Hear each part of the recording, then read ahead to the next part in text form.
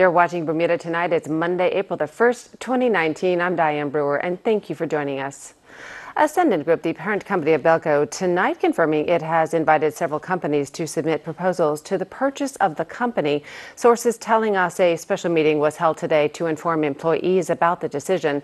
It's understood that as many as 10 firms had shown interest in purchasing Ascendant, but the board, we're told, has shortlisted 2 or 3 potential buyers. This announcement comes weeks after speculation that the firm was in talks about the possible sale. In a release, the board state with the assistance of its financial advisor, Guggenheim Securities LLC, it has decided to invite a select group of globally respected firms to be considered as buyers. They add, through these proposals, the board will seek access to capital, resources, operational knowledge, and technological innovation necessary to advance the company's efforts to reduce the cost of electricity and meet future challenges that will benefit the community as a whole. Whether the board ultimately recommends the sale of Ascendant will be dependent on the outcome of the process. The Bermuda Stock Exchange today suspended trading of Ascendant Group common shares. The board announced the suspension of its share repurchase program.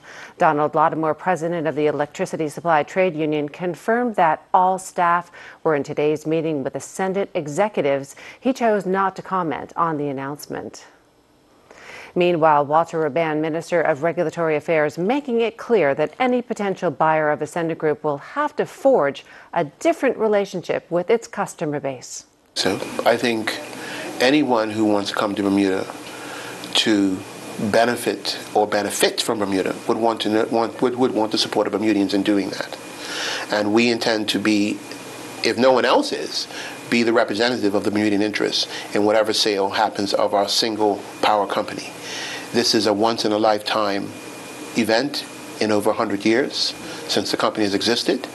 And so we want to make sure that in this 21st century, it may not have happened in the 20th century, but it's going to happen in the 21st century, that Bermudians will come first, that they will see the benefit of any transaction. They will see their power bills come down. They will see things like innovations in renewable energy. They'll see efficiencies. And they'll have a different relationship with the power company that not only benefits who may own it, but also will benefit the end users, who are Bermudians. And Gary Moreno asks, what, if any, concerns there are that one potential buyer may be a member of Parliament? It's no secret that a high-ranking member of the Progressive Labour Party and the person of the Speaker of the House of Assembly is involved in that company. Not fearful that if that company, or I should ask you, what is being put in place to ensure there is no preferential treatment for the 21st century? That is a matter you should raise with the regulatory authority. They are the chief arbiters of any process of sale, and you should speak with them as to what criteria they put in place to manage the process of the selection of a potential buyer, along with Belco, to make sure that this goes properly. I cannot speak to any other of those matters. I think they should be raised with the regulatory authority. It is a body that's supposed to represent the public interest as well, and perhaps they can make it clear as to the processes they put in place to make sure that we have a proper and appropriate sale and licensing of perhaps a new owner of Belco. In other news, 4 men have been arrested after police say a substantial amount of drugs were discovered at various homes. Police executed warrants at residences in Devonshire and Pembroke last Thursday, March 28th. It was at those properties that officers discovered an unknown quantity of what appears to be plant-like material, white pasty powdery substances, as well as a quantity of tablets. As a result of the arrests and drugs seized, an investigation has been launched. Coming up, concerns from corrections officers, news from the courts, and the latest weather forecast. Stay with us.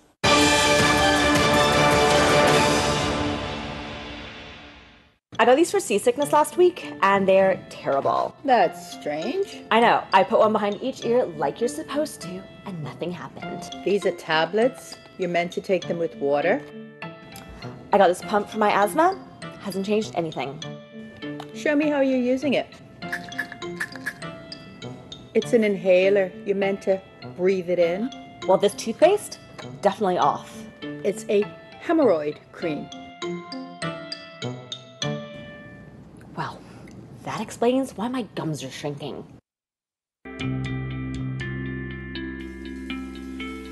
The sessions are designed for those children who have never done the duathlon or a multi-sport event, as well as children who have. They're great fun sessions. This is a great facility we have up here in Bermuda. So I would encourage everyone to come out and try. It's free, it's fun, and there's lots of experienced people to help you up here.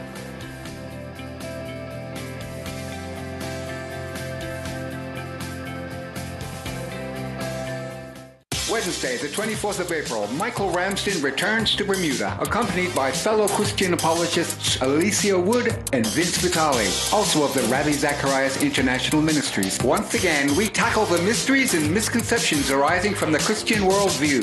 Has Christianity failed? Where is God in suffering? And why believe in fairy tales? Plan to attend this fascinating forum at the Mid-Ocean Amphitheater on the 24th of April at 7:30. Free tickets at ptix.bm.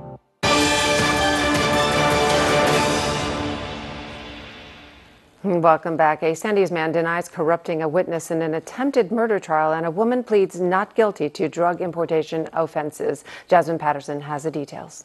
30-year-old Jamiko Trott was charged with offering to provide payment to a Supreme Court witness in exchange for false testimony during a Supreme Court trial of Trott and Troy Burgess Jr., which he denies. It was alleged to have taken place on July 22, 2018. He did not enter a plea for a second charge read out to him. Trott indicated to the court that he wishes to represent himself during legal proceedings. Justice Carlyle Graves adjourned the matter to April 17th, and Trott was remanded to Westgate. Elsewhere, Renee Ferbert pleaded not guilty to importing an illegal THC-based substance, tetrahydrocannabinol, cannabis resin, and cannabis on January 11th last year. She further denies possessing each drug with the intent to supply on the same date. Ferbert is represented by lawyer Charles Richardson. She's due back in court on April 16th for mention, and her bail was extended. Meanwhile, Meshack Crichton pleaded not guilty to wounding Kevin Davis with intent to do grievous bodily harm in Warwick Parish on February 26th this year. The defendant was ordered to consult an attorney before his next court appearance at the May 1st arraignment session. He was remanded to custody.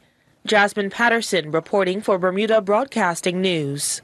Thanks, Jasmine. In other news, government recently responded to an opinion piece from the OBA spokesperson for finance, Nick Kemp, in the daily newspaper on March 27th, titled Rise and Rise of Government Propaganda. Mr. Kemp refers to the amount of money spent on communications. Government says there were a few inaccuracies that they wish to correct. A press release states the Department of Communications Advertising and Promotions budget in 2018-2019 was $260,000, and in 2019-2020 the budget is $250,000, a 4% decrease. Government's Minister without Portfolio Jamal Simmons hit out, saying it's clear that Mr. Kemp did not understand what was presented in the budget. Well, I think what we have to ask the question is this: is the OBA not capable of understanding the presentation that was made both in Parliament and the Senate where they explained this, or are they once again lying? People will recall that last week, Junior Minister of Finance Wayne Ferbert exposed Nick Kemp for either being not able to read the budget book or for making up numbers. And once again, this pattern of either stupidity or deception is continued. The reality is this, Mike: the budget, advertising budget across government was consolidated. There's actually been a 4% cut in advertising spending for this year. And so when you look at the numbers that Mr. Kemp put forward, he's either deliberately misleading the public or he's lying. There's no two ways about it. And the question people have to have, when you've been exposed last week with your numbers being all wrong by the Junior Minister of Finance, and this week your numbers are wrong again, can you not do your job, or are you trying to deliberately deceive people? And I think it's important, Mike, because when we look at this, and I think this is important to note, I don't know what Nick Kemp does for a living, but I wouldn't question him about whatever it is he does. I have a background in advertising and journalism, so I have actual expertise in this area. And so when it comes to things like this, when you consolidate your funds, you're able to do bulk buys, which means you get a lower rate, which means you can be more targeted in terms of who you want to reach. So if the audience of, let's say, the Captain Show has specific interests, we can target them. So it's not about volume, it's about quality. So we're trying to be able to reach the audiences we want to reach and also broaden it out, because the way Bermudians get their information has changed. 20 years ago, 30 years ago, picked up the Royal Gazette, listened to the radio. That was it. There are a significant number of people, particularly under 40, who don't do that. In other news, April is Alcohol Awareness Month, and the Minister of Legal Affairs, Kathy Lynn Simmons, held a press conference today to address the matter. This year's theme is Help for Today, Hope for Tomorrow, and speaks to educating people about the prevention and treatment of alcohol addiction, particularly amongst our youth, and the important role that parents can play in giving children a better understanding of the impact that alcohol can have on their lives. Evidence regarding alcohol use from the U.S. National Institute of Health is very clear, and I quote, "Drinking too much alcohol can take a heavy toll not only on a person's health, but also on his or her family relationships and work or school performance. Alcohol consumption can lead to alcohol dependence and abuse, contribute to a number of diseases and mental and behavioral disorders, and may lead to a range of injuries." Reports from Bermuda's Department of National Drug Control 2015 National School Survey, which monitors the prevalence of alcohol, tobacco, and other drug use among our young people, reveal that the lifetime prevalence of alcohol use for students from years M2 through S4 is 52.6%, just over half of our students. What does lifetime prevalence of alcohol use mean? It means those individuals who had reported that they had used alcohol at least once in their lifetime. So 52% of our students had reported that they had used alcohol in their lifetime. And turning to weather news, a really beautiful spring day today. Let's go to AccuWeather headquarters for the latest forecast. AccuWeather is presented by BF&M Insurance Group. We now go to AccuWeather headquarters. Well, I hope you're doing well out there across the island. We're dealing with a pretty okay forecast tonight. Some spotty showers. This AccuWeather forecast is brought to us by the folks at the BF&M Insurance Group. And as we look ahead, we are concerned about the wind that will lead to larger waves out there on the island over the next couple of days. So boating weather will not be the best over the next 2 days. Spotty showers have been out there. Temperatures are around 69 degrees. And as we look at the humidity, 75 to 80%, there is some extra moisture in the atmosphere. It's not stifling, though. That wind is keeping things moving along. And the water temp's around 68 degrees. On the inside, 1 to 3 foot waves are rolling. On the outside, 5 to 8 footers are rolling. And a small craft warning remains in effect, or at least will be in effect, from late this evening through all of Tuesday into Wednesday morning because of the larger waves out there. High tide is coming up at 7:11 this evening, low tide 1:31 tonight, and then tomorrow a high tide to begin the day at 7:37 a.m., low tide at 1:54 p.m. But all the while, the waves will be fairly large and boating weather will not be the best. Increasing clouds tonight. A couple of showers will be out there. Will be around 61 for your low. Tomorrow, clouds will break for some sunshine, but that's going to be pretty limited. Clouds more than sun for the balance of the day, and there will be a few spotty showers, especially early in the day. High temperatures around 71 degrees. Here's Futurecast, and again, there's a chance for a brief shower or two tonight. This is actually a pretty powerful storm system that passes to our west, and as it strengthens, you can see a strong breeze from the southeast is really going to lead to those elevated wave heights, but most of the rain tied to this stays off to the west, and it'll just skip off through the far east side of the U.S. Current conditions down into the Caribbean.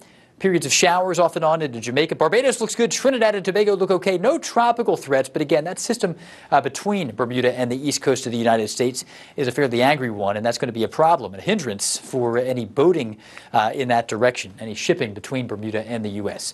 Toronto looks fair, a little cool for this time of the year, but not too far from the charts. There will be some rain into Boston eventually into midweek, but not so much on Tuesday, more of a Tuesday night, Wednesday time frame. Atlanta looks okay, 62, much cooler there. Here we have our own showers, hit or miss showers, scattered showers, nothing too long-lasting or heavy. And then we get a little cooler behind that system when the front rolls on through. Friday looks okay. Showers return then into Saturday. So that's the way we're shaping up at this point. We hope that you have a great evening out there. Be safe if you're going to be on the water. AccuWeather was presented by BF&M Insurance Group.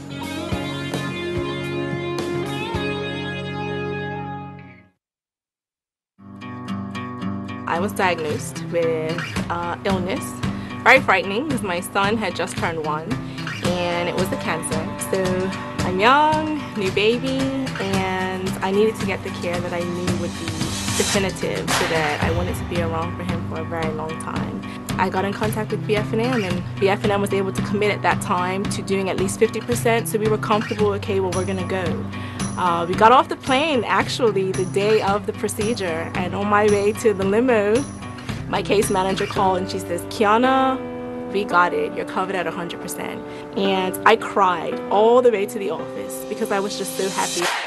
The BF&M difference is that I really felt that the case manager really was concerned about my overall care, and because of that I really appreciated them. I think that personal care, that willingness to listen, and then to work until they were able to get it so that I could get full coverage really made the difference for me.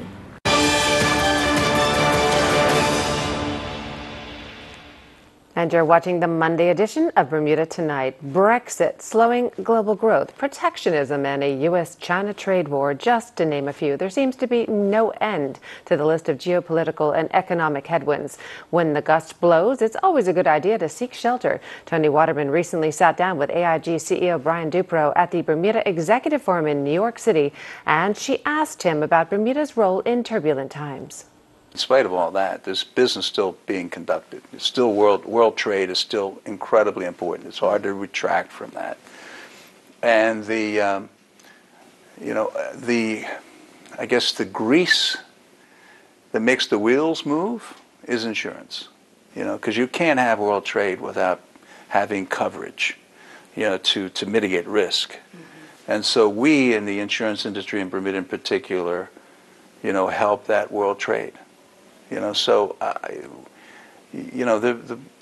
the world is constantly changing. We've gone through, my company's 100, traces roots back 100 years. We've gone through wars and depressions. There's always something going on, but in the middle of that, there's still business, and I think that's where Bermuda plays a role. Plays a role as being a participant in the global scale of business.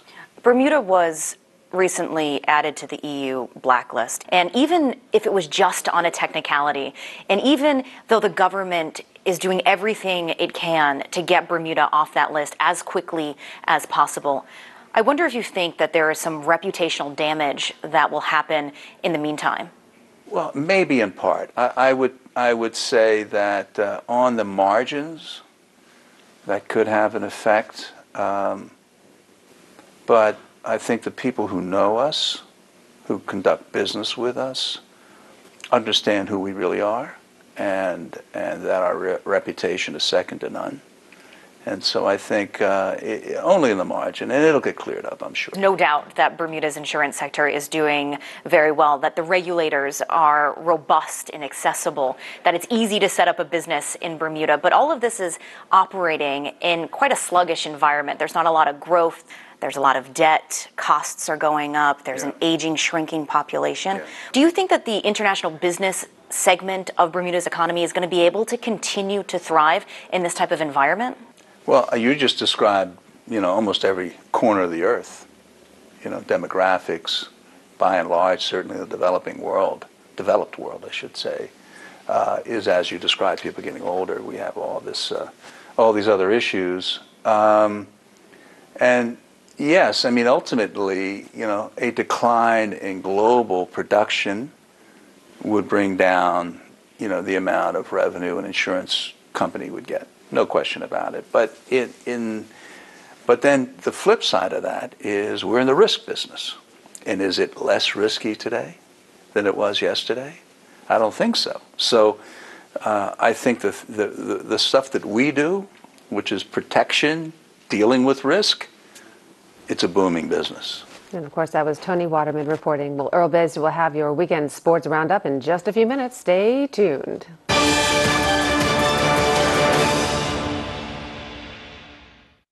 It was 5 days before Christmas. I will never forget that. I went for a regular 20-week checkup to see how the baby was doing. They said, your daughter has a half a heart. Her heart is damaged beyond repair. And I'm like, are you sure? Are you sure? And she said, yes. There's nothing we could do to help your daughter. New York Presbyterian Hospital said, yes, we'll take her. And yes, they did. We knew that Jenna would need a heart transplant. Dr. Badger actually said, you have to do the 3 surgeries to give her a fighting chance. Everybody else gave up. They never gave up. I would tell the entire New York Presbyterian Hospital, you guys are our angels. You guys are always there for Jenna.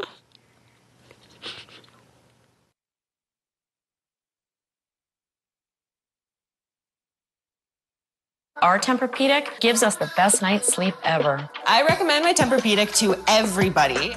The most highly recommended bed in America just got better. Introducing the all-new, reinvented Tempur-Pedic. Designed with the most pressure-relieving material we've ever created and superior cool-to-touch technology. It adapts and responds to your body's unique needs throughout the night for your deepest, most rejuvenating sleep. At Furniture Walk, furnishing Bermuda's homes for over 30 years. 12 Harvey Road, Paget, 292-5209.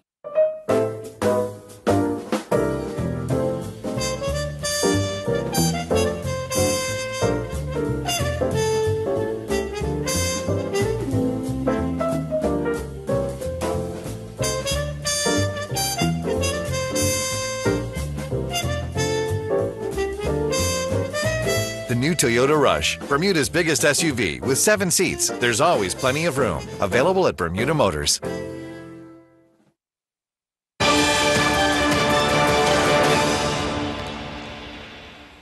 Turning to sports, semifinals are done as the FA Challenge Cup final is set. The Kappa Classic 2019 came to an end at the National Sports Center, and Team Bermuda finished 29th competing in Italy. Earl Baisden has all the details and so much more in tonight's sports package.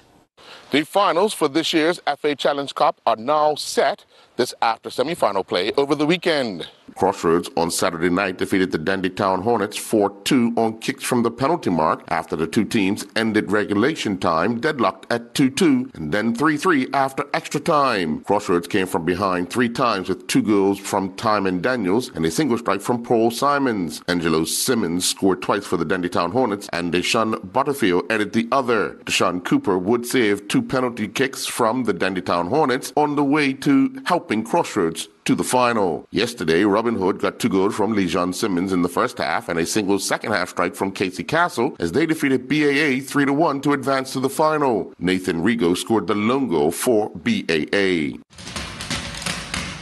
The 2019 edition of the Kappa Classic came to an end at the National Sports Center yesterday. There was plenty of drama, tears, and celebration as 3 of the titles were decided by kicks from the penalty mark, while 5 games were decided by just 1 goal. The under-7 boys division was won by Devonshire Cougars, who won a hard-fought match 1-0 over the Somerset Trojans. BAA defeated the Warwick Archers Go team 1-0 in the under-9 boys final. Dandy Stars defeated BHS 1-0 to be crowned the under-9 girls champions, while Next Generation Onions were crowned the under-11 boys champions after they defeated the Somerset Trojans on kicks from the penalty mark in the final. B-Pro won the under-11 girls division title after they defeated the Dandy Stars 2-1, while Warwick defeated Next Generation Onions on kicks from the penalty mark to lift the boys under-13 division title. The Dandytown Hornets were crowned the under-15 boys champions after defeating St. George's Colts on kicks from the penalty mark. In a hard-fought under-15 girls final, Continued Education Development would pick up the trophy through a late strike, defeating B-Pro 1-0. The East Select team were crowned the under-17 boys champion after they defeated the Dandytown Hornets 2-0. Team Bermuda finished 29th competing in the CRG 24-hour endurance karting race over in Italy. In a field of 40 teams, Bermuda ran mostly between 19th place and 26th. They would eventually finish 29th, with the fastest lap time being by Scott Barnes, who was clocked at 105 kilometers. 4 Bermuda cyclists concluded competing in the 20th annual San Dimas stage race over in California. Nicholas Narroway, competing in the junior 17 to 18 category, would finish the final stage in 42nd place with a time of 48:58. Narroway finished 33rd overall in the division with a time of 2 hours, 56 minutes and 23 seconds. Finishing 2 minutes and 54 seconds behind the women's pro division stage winner, Caitlin Conyers finished 5th with a time of 52:27. Conyers would finish 4th overall with a time of 4 hours, 10 minutes, and 6 seconds. In the men's Category 2 division, Dominic Mayo would win the final stage in a sprint finish. Mayo crossed the line, clocking a time of 53:39. He would finish 28th overall with a time of 3 hours, 54 minutes, and 53 seconds. Caden Hopkins competed in the men's pro division, and he would cross the line 14th with a time of 1 hour, 26 minutes, and 7 seconds, and he would finish 39th overall with a time of 5 hours, 38 minutes, and 5 seconds. Erica Hawley competed in the 2019 New Plymouth Triathlon World Cup in New Zealand. A total of 49 ladies lined up on the start line, with Hawley finishing 35th with a time of 1 hour and 9 minutes. Hawley would complete the swim in a time of 11:34. She would then clock a time of 36:55 on the bike course before closing out with a time of 20:31 on the run course. The opening day of the Jean Pierre Under-16 Netball Tournament saw Bermuda kick off their first match against Grenada, and after much delay due to lighting issues, Bermuda would pick up a 24-23 win. Playing in their second game, Bermuda would take on Trinidad and Tobago. However, Trinidad and Tobago proved just a bit too strong, recording a 35-15 win over Bermuda. Antonio Walker and Mackay Witter began competing in the C.O. Williams Barbados Kotak Junior Tennis Tournament. Both players are playing in the boys 14 and under division. Warner is in Group 3 and he defeated Adam King from Barbados in straight sets 4-2, 4-love. He would then defeat Zach Anthony, also from Barbados, in straight sets 4-1, 4-1. Witter is playing in Group 5 and he would defeat Justin Atkins from Barbados in straight sets 4-love, 4-love. He would then defeat Justin Rayburn from Antigua in straight sets 4-love, 4-1. The Bermuda National Athletic Association announced they have 19 athletes now who will make up the 2019 Carifta Games team, as Kyra Francis met the qualifying standard in her first outdoor track meet of the season in the UK. Francis, competing in the Nut Spring Spruce Open meet, finished second with a toss of 12 meters in the women's shot put, with the qualification distance for the under-20 girls set at 11.90 meters. Bermuda's junior girls national volleyball teams continue competing in the Tampa United Slam at the Tampa Convention Center. The Paradise Hitters 14 team would pick up back-to-back wins on day 2 as they defeated 14 Optimum Volleyball in straight games 25-18, 25-19. The Paradise Hitters then defeated Quest 14 Voyagers in straight games 25-23, 25-19. In the 16 division, the Paradise Hitters would win their second round opener in straight games 25-19, 27-25. The Paradise Hitters 18 division team would win their first game in round 2, defeating Pinellas Heat 18 Heat 2-1. They would pick up the win 15-25, 25-22, 15-12. I'm Earl Baisden with Bermuda Broadcasting Sports.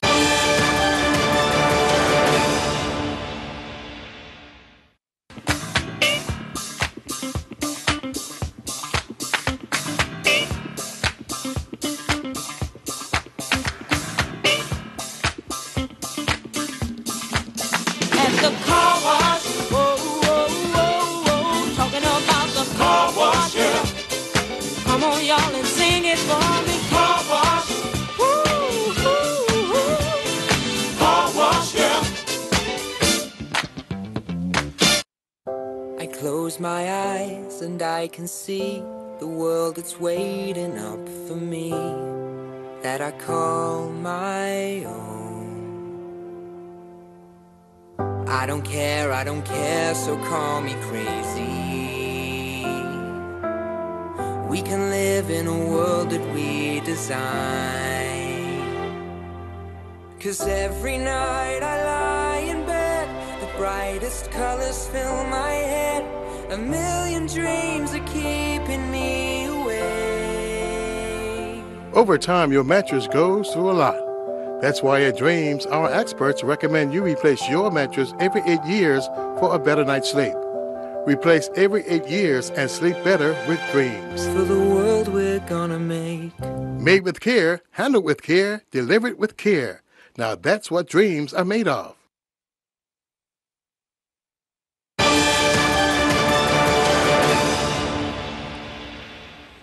And a programming note, tonight's Let's Talk with Gary Moreno will be a replay of last week's show on the delicate subject of child sexual abuse. Gary's guests are Debbie Ray Rivers and John Brunson of SCARS.